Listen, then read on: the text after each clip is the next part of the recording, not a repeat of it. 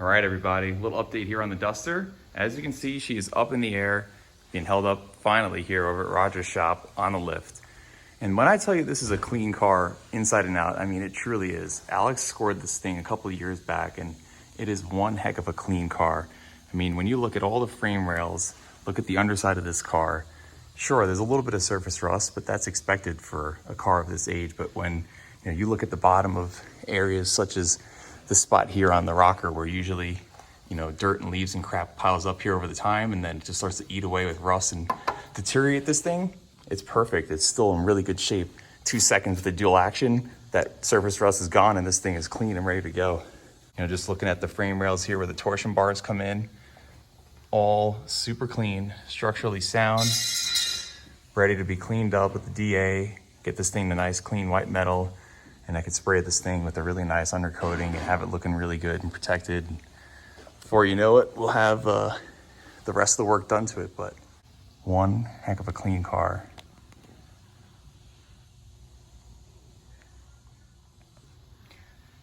Look at all the welds and the spot welds where they meet up here with the frame rails relative to the underside of the floor and then into the trunk.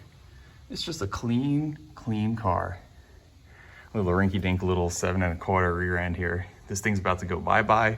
We'll pull this thing out, then we'll get that 8 3/4 here, mock it up. The tires will come down with the axle, and then we'll get our new big fatties under here, and we're gonna have to relocate the frame rails, and we'll kind of figure out which method we're gonna go about doing that so we can get these things a little bit more inboard, make space to get the new big fat meats under here, make measurements, and then we can send those out to Moser, get new axle shafts cut for the axle, and then cut down the axle housing itself and get everything fit under there. We're hoping to get a 4-link rear suspension set up from QA1. So then we'll have a really nice 4-link under here, get everything fit really nice, make this thing perform, drive really good. Likely gonna have to relocate the factory fuel tank and just get rid of it, honestly. Might have to get rid of the spare tire area. Maybe we'll leave it, I don't know. But with this fuel tank gone, we'll have a fuel cell up in the trunk, and that'll make room for relocating these frame rails and bringing them inboard again, because these tires that are on here right now, I think are about almost 10 inches wide. And the new ones that we're putting on here, I think are close to like 18. I honestly forget how wide they are, but they're pretty damn wide. So we're gonna need, I think, about 2 inches into the frame rail for space to get everything to fit underneath here. But here's the start, what this car looks like. Pretty much this spot right here in the bottom of this quarter is like the only rust spot that you can see on the bottom side of this car, and that's a really super easy, quick repair. The remainder of this car though, in great shape. It almost like hurts me to want to have to cut up the frame rails in this thing and kind of relocate stuff, but she is what she is. This is a slant 6 car. It's not a super rare high option car by any means. It's just a really clean, nice car to start off with. So to recap, rear end comes out, goes down. We'll pop these new fat tires underneath here, kind of measure out where these frame rails are gonna have to get relocated. Stock fuel tank's gonna come out, fuel cell goes up in the trunk, move the frame rails inboard.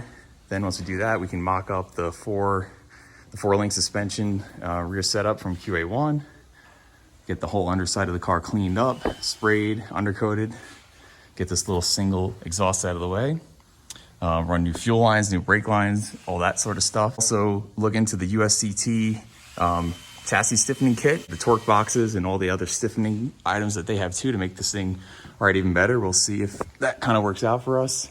And then we'll come up front here and then drop the K-frame. You've got 1, 2, 3, 4 bolts.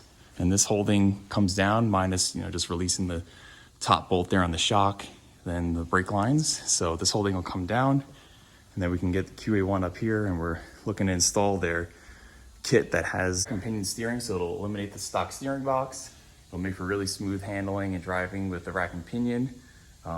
As well, the lower control arms, those will be all new. And then where you see the torsion bar connects into them right now. For those of you who are new or unfamiliar with the way Mopar kind of did their engineering back in the day, instead of having a front spring, as you can see, there is none.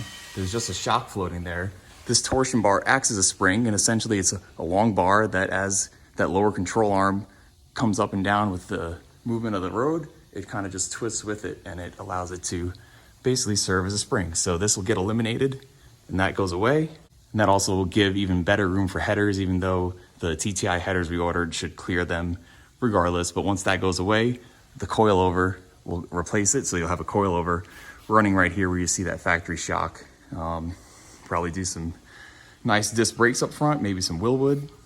And that's kind of the plan right now.